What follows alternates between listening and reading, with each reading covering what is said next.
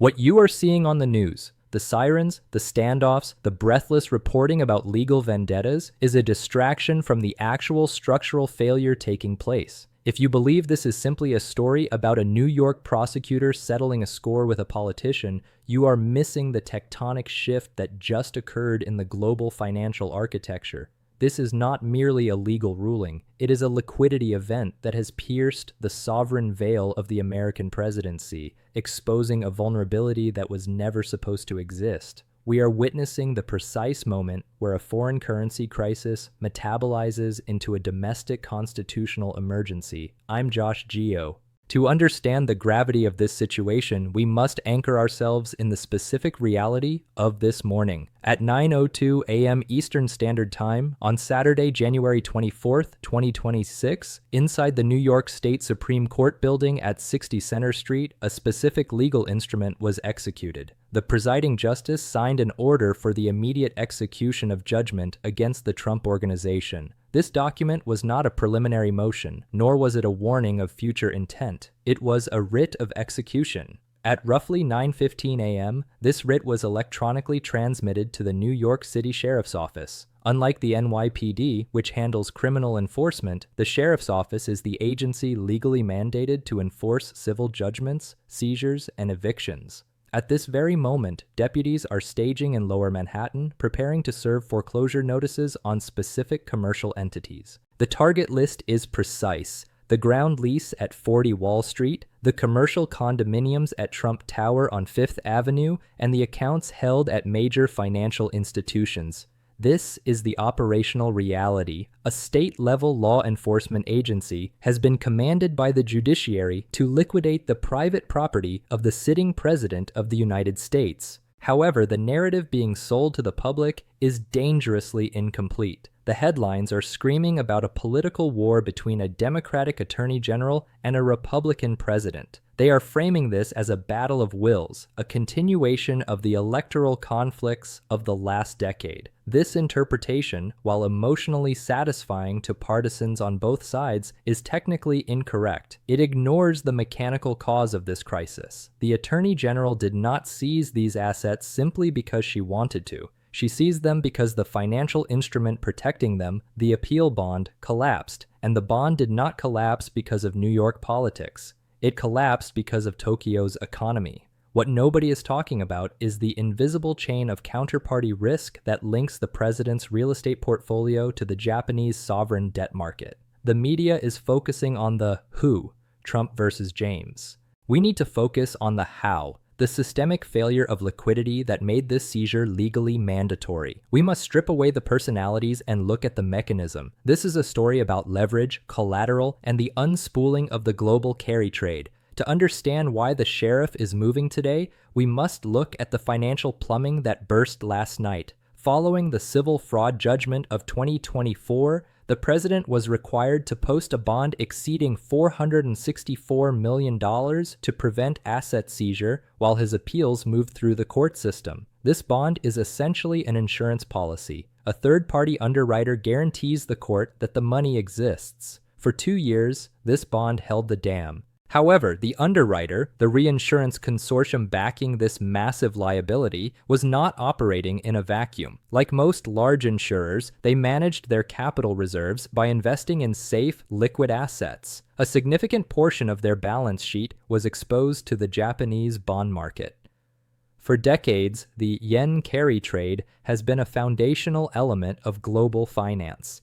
Borrowing cheaply in Japan, where interest rates were near zero, and investing that capital in higher-yielding assets in the West. It was free money until it wasn't. Yesterday, the Bank of Japan was forced to pivot. Facing undeniable inflationary pressure and a currency crisis, Tokyo uncapped yields on government bonds. The result was a violent, instantaneous unwinding of the carry trade. Trillions of dollars were repatriated to Japan in a matter of hours. The value of the bonds held by Western institutions plummeted. The reinsurance consortium backing the president's appeal bond faced a catastrophic margin call. Their balance sheet contracted violently late Friday night. In the world of high finance surety, risk committees do not care about politics. They care about solvency. The consortium's internal regulators forced a de-risking event. They notified the New York court that they could no longer capitalize the guarantee. They withdrew the bond. Under normal circumstances, a defendant might be granted 30 days to secure new financing. However, we are not in normal circumstances. The court, observing the same global financial instability that destroyed the bond, ruled that the defendant's liquidity was too precarious to allow for delay. The logic is brutal but mathematically sound. If the assets are not secured immediately, the market crash will erode their value, leaving the state with nothing.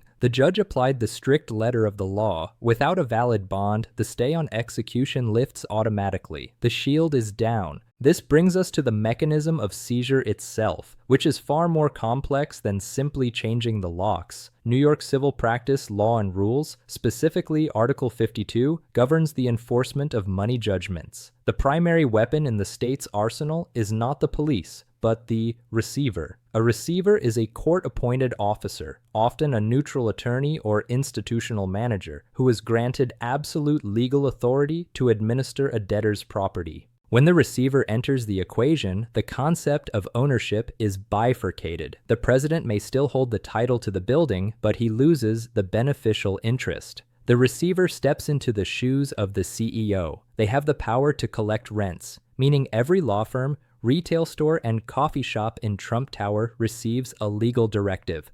Do not pay the Trump Organization, pay the receivership account. The cash flow is severed immediately. The receiver has the power to manage operations, which includes firing existing management. We are looking at a scenario where a state-appointed bureaucrat enters the offices of the Trump Organization, relieves the executive staff of their duties, and takes physical control of the ledgers. But the mechanism goes deeper. Real estate at this level is built on debt. The buildings are not free and clear, they are mortgaged. Commercial loan agreements almost universally contain covenants, strict rules the borrower must follow. One of the most dangerous clauses in these contracts is the bad boy guarantee, or the judgment default clause. These provisions state that if the borrower suffers a significant civil judgment, or if their assets are seized by a third party, the loan goes into technical default. This is the trap. Even if the president has never missed a mortgage payment, the mere act of the sheriff seizing the building triggers a default on the underlying loans. The lenders, banks, pension funds, private equity firms, are then legally obligated to protect their capital. They will accelerate the debt, demanding the full $100 million or $200 million principal balance be paid immediately. The president does not have this liquidity. Consequently, the banks will initiate their own foreclosure proceedings on top of the state's seizure. This creates a chaotic feeding frenzy where the state is fighting for the equity to pay the fraud judgment and the banks are fighting for the asset to pay off the mortgage. In a stable market, this takes years. In a crashing market, initiated by the Japan shock, it happens in days. The banks cannot afford to be lenient. They are facing their own liquidity crunch. They will strip the asset, sell it into a falling market, and likely wipe out the president's equity entirely. The mechanism of seizure, therefore, does not just transfer wealth, it destroys it. The billions on paper evaporate as the asset is liquidated at a fire sale discount. This brings us to the escalation and the feedback loops that are now spinning out of control.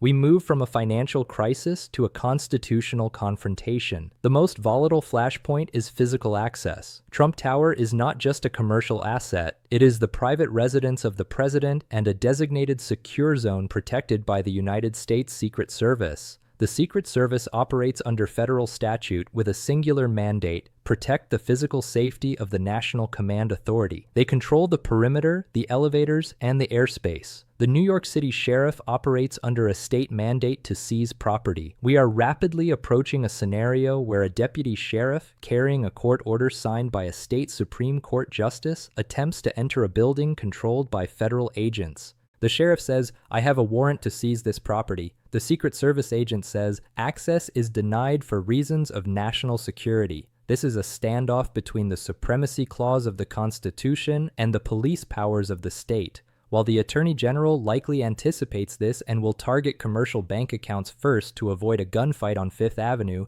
the optical damage is unavoidable. The image of state officials pasting seizure notices on the retail windows of the president's home is a humiliation ritual that alters the power dynamic of the presidency itself. The escalation continues into the banking sector. The sheriff can issue a levy against the Trump Organization's bank accounts. This is an electronic order sent to institutions like JP Morgan Chase or Wells Fargo. Upon receipt, the bank must immediately freeze the funds and remit them to the sheriff. If this strikes during a payroll cycle, the consequences are immediate. Hotel staff, executives, maintenance crews, checks bounce. A service company cannot survive 24 hours without cash flow. The organization effectively ceases to function. As these feedback loops intensify, the president is forced into a corner. His psychology is a critical variable in this system. For decades, his identity has been fused with his solvency. To be seen as illiquid is, in his worldview, an existential death. The pressure to intervene will be overwhelming. He will likely demand the Department of Justice file an emergency injunction, arguing that a sitting president has total immunity from civil asset seizure. He will argue that the seizure creates an undue burden on the executive branch, that he cannot negotiate treaties or manage the Japan crisis if his attention is consumed by the liquidation of his home. This argument, the unitary executive theory applied to personal finance, clashes directly with the reality of the Japanese crisis. The American public is watching their retirement accounts bleed value due to the bond market crash. If the president is perceived as using the machinery of the Justice Department to save his golf courses while the economy teeters, the political feedback loop becomes toxic. The populist mantle is stripped away, replaced by the image of a desperate debtor utilizing state power for personal survival. We have reached the point of no return. The Teflon nature of the president's past legal struggles relied on delay and obfuscation. Those tools are gone. The seizure order is live. The bond is dead. The assets are technically in the custody of the court's logic. Even if the Supreme Court intervenes tomorrow, the veil of invincibility has been pierced.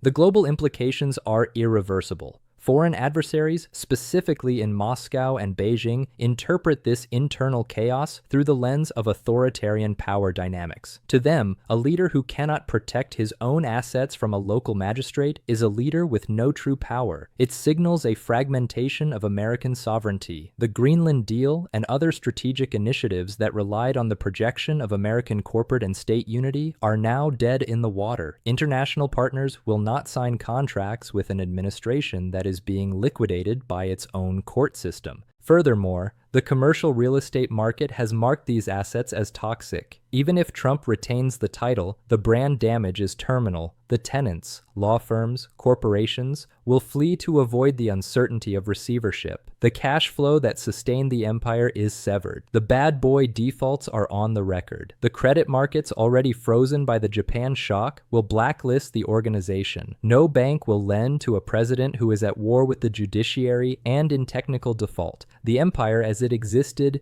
is gone. It is now just a carcass to be picked over by lawyers and creditors. So where does this go? We face a period of extreme strategic uncertainty. There are 3 plausible scenarios over the next 72 hours. Scenario 1, the Supreme Court intervenes. The president's legal team files an emergency stay with the U.S. Supreme Court. The conservative majority, sensing a threat to the stability of the executive branch, issues a temporary injunction halting the seizure.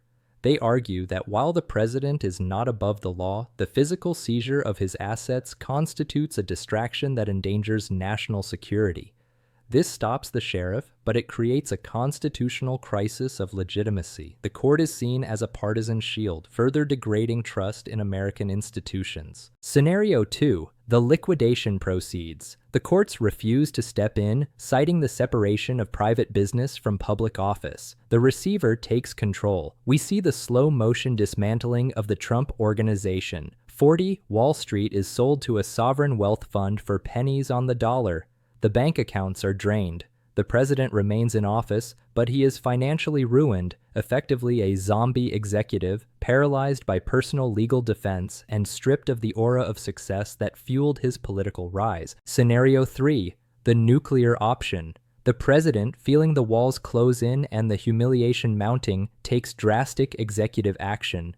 He could attempt to federalize the National Guard to protect his properties, or issue executive orders attempting to freeze the proceedings under the guise of national emergency powers related to the economic crisis. This would trigger immediate impeachment proceedings and a fracture within the military and cabinet, moving the country from a legal crisis to a breakdown of civil order. The history books are being written this weekend not in ink, but in the red ink of ledgers and the language of court orders. We are watching the collision of capitalism, the Constitution, and a global financial crash. The system is being stress tested in a way the founders never anticipated. The question you must ask yourself is not whether the president can save his buildings. The question is, can the institutions of the American Republic withstand the shock of his attempt to do so? I'm Josh Geo. Stay tuned. Let's go deeper into the technical reality of the assets themselves, because seizing a building is a phrase that hides immense complexity. When the Attorney General targets 40 Wall Street, she is not targeting a pile of bricks and mortar. She is targeting a legal construct known as a ground lease. This is critical to understand. Donald Trump does not own the land under 40 Wall Street. The Hindenburg family of Germany owns the land. Trump owns a leasehold interest, the right to operate the building and collect rents for a set number of years. Ground leases are notoriously fragile financial instruments. They come with strict stipulations regarding solvency and operation. A writ of execution or the appointment of a receiver is often an automatic event of default within the ground lease agreement itself. This means the landowners, the Hindenburg family, could theoretically move to terminate the lease entirely. If the lease is terminated, the building reverts to the landowners. Trump's equity, his ownership of the structure, evaporates instantly. He is left with nothing. This is why 40 Wall Street is the crown jewel of the liquidation list. It is the most vulnerable. It is a house of cards held together by the assumption of solvency. Once that assumption is broken by the court order, the landlords have all the leverage. They can reclaim a skyscraper worth hundreds of millions simply because the tenant, the president, defaulted on a judgment. Now, consider the mechanics of the receivership at Trump Tower. The sheriff does not need to storm the penthouse to inflict damage. The commercial spaces, the Gucci store, the atrium, the office levels are held by specific limited liability companies, LLCs. The receiver takes control of these LLCs. This is a hostile takeover sanctioned by the state. The receiver's fiduciary duty is to the court, not the Trump family. They will look at the books. They will see the exorbitant management fees paid to family members. They will see the intercompany loans, and they will cut them. Imagine the scene on Monday morning. Eric Trump or Donald Trump Jr. arrives at their office only to find their key cards deactivated. A court-appointed attorney is sitting at their desk. They are handed a letter informing them that their services are no longer required by the new management. They are escorted out of the building by security. This is not fantasy. This is the standard operating procedure of a receivership. It creates a power vacuum at the top of the organization. Who makes decisions? Who negotiates with vendors? Who handles the payroll? The organization is paralyzed. And what of the employees? We mentioned the bank levy. Let's walk through that process. The sheriff serves the levy on the headquarters of the major banks. The bank's legal compliance department receives the order. Their computers automatically scan for any accounts associated with the tax ID numbers listed in the warrant. When a match is found, the account is hard frozen. No money in, no money out. If this happens on a Monday and payroll is processed on a Tuesday for a Friday payout, the cycle is broken. The thousands of employees, maids, doormen, cooks, administrative staff do not get paid. In the American economy, living paycheck to paycheck, this is a catastrophe for the workers. They will walk off the job. The hotels stop functioning. The golf courses go unmowed. The service degrades immediately. The brand, which relies on an image of luxury and excellence, is tarnished by the reality of unpaid wages and labor strikes. This destroys the revenue-generating capability of the asset, further reducing its value in the eyes of any potential buyer. It is a death spiral. We must also consider the geopolitical timing. The world is not standing still while New York seizes these assets. The Japanese financial crisis is the catalyst, but it is also an independent variable that is worsening by the hour. As Tokyo repatriates capital, U.S. Treasury yields are spiking. This increases the cost of borrowing for the U.S. government, We are entering a recessionary environment. In a recession, commercial real estate values plummet. The president's assets were already under pressure from the work-from-home shift that has decimated New York office values. Now, add a recession, a spike in interest rates, and a forced liquidation order. The valuation of 40 Wall Street in 2023 might have been $300 million. In the market conditions of January 2026, under a forced sale, it might be $50 million. If the debt on the building is $100 million, the sale doesn't even cover the mortgage. The president loses the building and still owes the bank $50 million. This is the brutality of leverage in a bear market. It creates negative equity. The billions claimed in net worth are based on optimistic valuations in a low interest rate world. That world ended yesterday with the Bank of Japan's announcement. We are now in a high rate, low liquidity world where debt is a poison pill. The psychological toll on the president cannot be overstated. We are discussing a man who has spent 50 years constructing a mythology of omnipotence. His buildings are his monuments. To see them stripped away by a bureaucrat, to see his name potentially removed from the facades, is a psychological blow that no amount of political spinning can mitigate. It strikes at the core of his self-concept. A distracted president is a dangerous variable in international relations. While he is on the phone with his lawyers screaming about ground leases, who is monitoring the situation in the South China Sea? Who is managing the fallout of the yen crash on U.S. manufacturing? The bandwidth of the executive office is finite. If 90% of that bandwidth is consumed by personal financial survival, the ship of state is effectively rudderless. Adversaries know this. They study the psychology of leaders. They will see a window of opportunity. They may test American resolve in Taiwan or in the Baltics, calculating that a president fighting for his own financial life will not have the political capital or the mental focus to respond forcefully. The domestic legal crisis thus becomes a major proliferator of global risk. Furthermore, consider the bad boy guarantees again.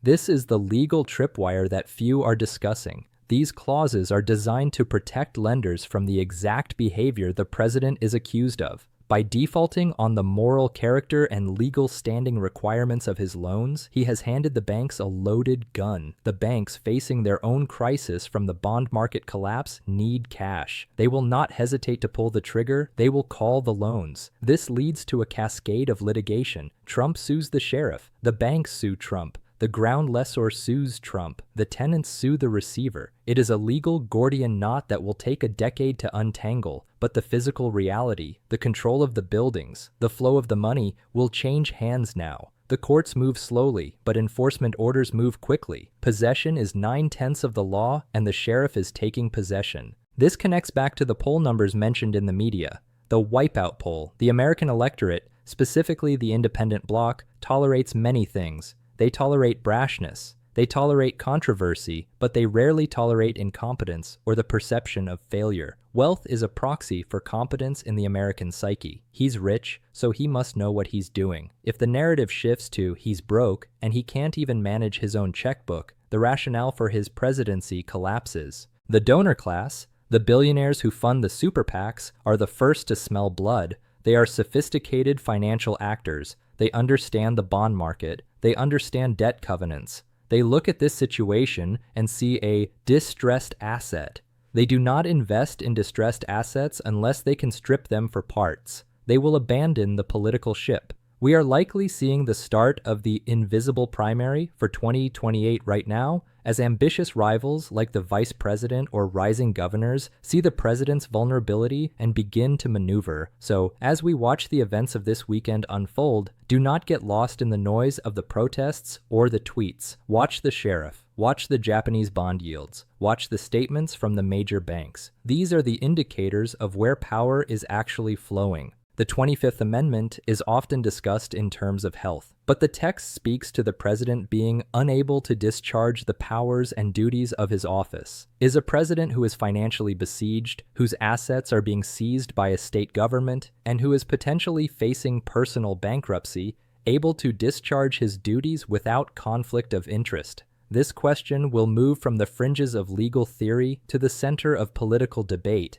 If the president orders the Justice Department to intervene to save his wallet, he is creating a constitutional crisis to avert a personal one. The cabinet, loyal as they may be, will have to weigh their own legal exposure. We are in uncharted territory. The maps we use to navigate politics, left versus right, red versus blue, are useless here. This is a collision of systems. The legal system, the financial system, and the political system are grinding against each other. The friction is generating heat that could burn down the structures we take for granted. The sheriff is at the door. The bond market is burning. The president is cornered. And history teaches us that when systems collide, something breaks. The only question left is, what will shatter first, the president's empire or the rule of law? The mechanism of the receivership warrants further elaboration because it is the specific tool that dismantles the Trump Organization's operational capacity. In New York, the receiver is not merely a passive observer, they are an active manager. They have the authority to review all contracts. Think about the vendors that service these buildings, security firms, cleaning companies, elevator maintenance crews. Many of these contracts may be with other Trump-affiliated entities. The receiver can void these contracts if they are deemed not in the best interest of the estate, i.e., preserving value to pay the judgment.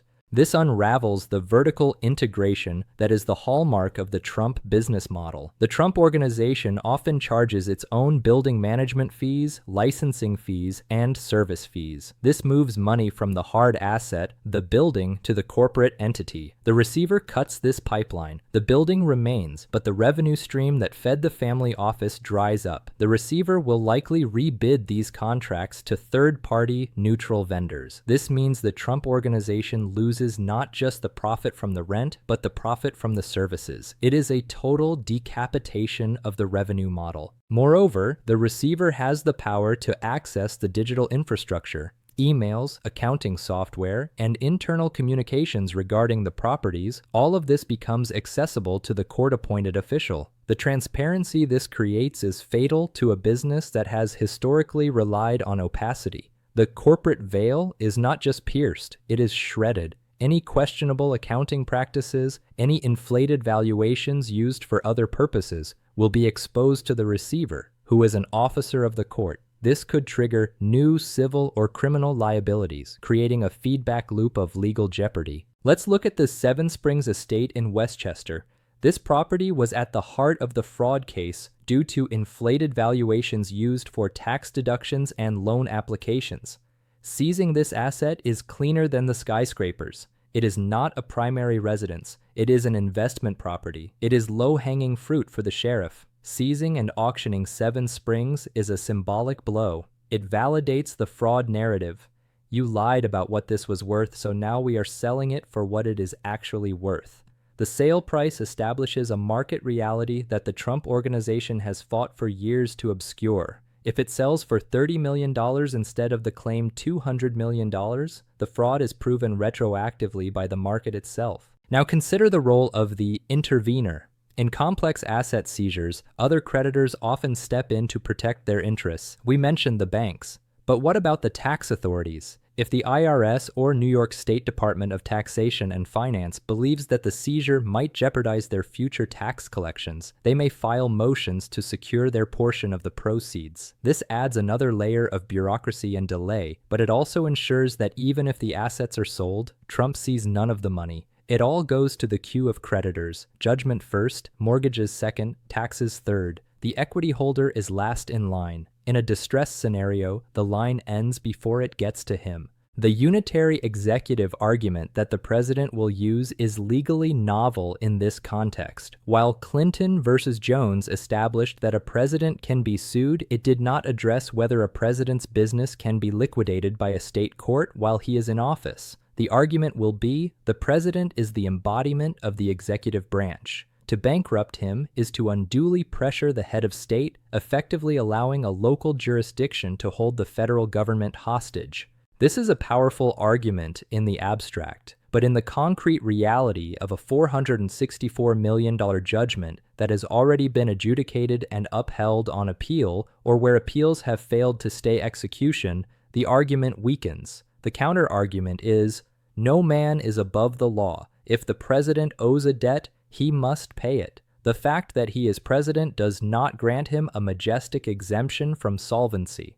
The Supreme Court would have to balance these two competing principles. Given the conservative majority's recent tendencies toward expanding executive power, they might be sympathetic. But would they be willing to suspend the basic operation of property law and contract law to save one man? Doing so would create a precedent that any future president could simply stop paying their debts and claim immunity. That creates a moral hazard that the legal system cannot survive. The financial contagion aspect, the Japan link, cannot be overstressed. The yen carry trade unwinding creates a liquidity desert. In normal times, Trump might find a white knight, a hedge fund, a foreign billionaire, a private equity firm, willing to lend him $500 million at a high interest rate, secured against the assets. But in a liquidity desert, cash is king. Nobody is lending. Everyone is hoarding capital to cover their own margin calls. The white knight is busy saving his own castle. Trump is toxic collateral, not just because of the legal risk, but because the market risk of his assets is unquantifiable in the middle of a crash. Who knows what an office tower is worth when the bond market is melting down? If you can't value the collateral, you can't write the loan.